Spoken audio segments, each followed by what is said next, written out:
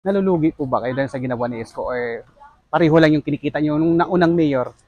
Tao po. So andito nga ako ngayon mga kabukalbo sa Elias Street kasi nga balitang-balita ngayon na pag-upo pa lang ni Yorme ay talagang nilinis na niya buong Manila, especially dito sa Tondo, Manila, tsaka sa Divisoria. So andito ako ngayon sa Elias Street kung saan itong Elias Street mga kabukalbo ay andito yung mga bagsakan ng mga pasahero kumbaga galing sa Caloocan dito binababa nila.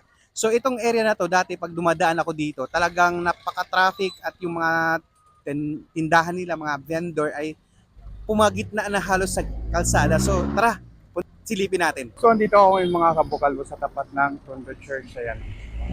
So kung napapansin mo mga kabukalbo, medyo malinis na nga yung area na to. Dati hindi naman. Tapos napapansin yung mga kabukalbo, medyo maluwag na siya. At medyo malinis na po siya mga kabukalbo. Ayun oh. Kaya dito yung babaan kasi kaya medyo traffic dito. Kaya mamaya magtanong kayo ng mga vendors dito mga kabukalbo kung ano yung masasabi nila sa pag-upo ni Isko ngayon.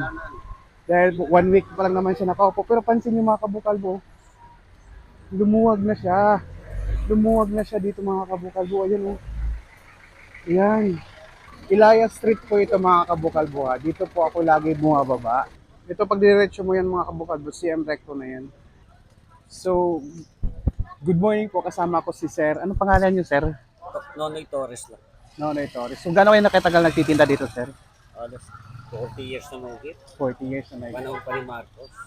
Okay. So, ang tanong ko ngayon, Sir, dahil nga sa pag-upo ni Isko ngayon, di ba, yung goal niya is linisin yung Manila.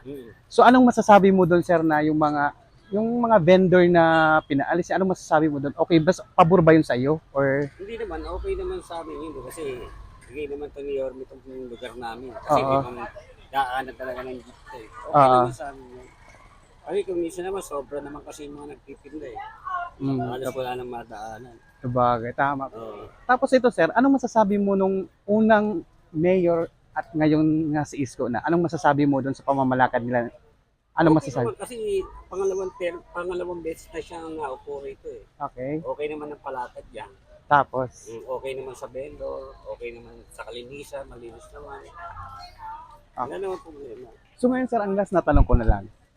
Nalulugi po ba kayo dahil sa ginawa ni Isko or pareho lang yung kinikita niyo nung naunang mayor? Ayos lang, pantay lang. Ganun din eh. Ganun din naman eh. Pareho Parehas lang. din eh. Ganun din ang buhay. Ganun din. So ayun na nga, thank you so much, Sir. Ano pangalan mo, Sir? Noni Torres. Nonoy Torres. So thank you. Dito lang po si Sir nagtitinda sa Elias Street.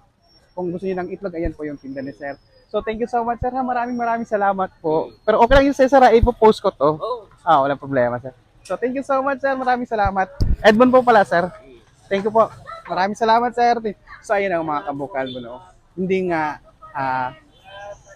apektado yung income niya dati kaysa ngayon. So same lang yung kinikita nila. So pabor din naman siya sa paglilinis ni Isko, which is good nga naman talaga na kailangan linisin yung buong Manila. So there you have it mga kabukalbo. Kinabahan ako mag-interview mga kabukalbo. So kung gusto niyo kami ganitong content, drop your comment below and please follow niyo naman ako mga kabukalbo at paki-share na rin kung gusto niyo ganitong content. Maraming salamat and bye-bye. Bye-bye mga kabukalbo. Thank you so much kay Sir. Napakabait na kumayan. Thank you.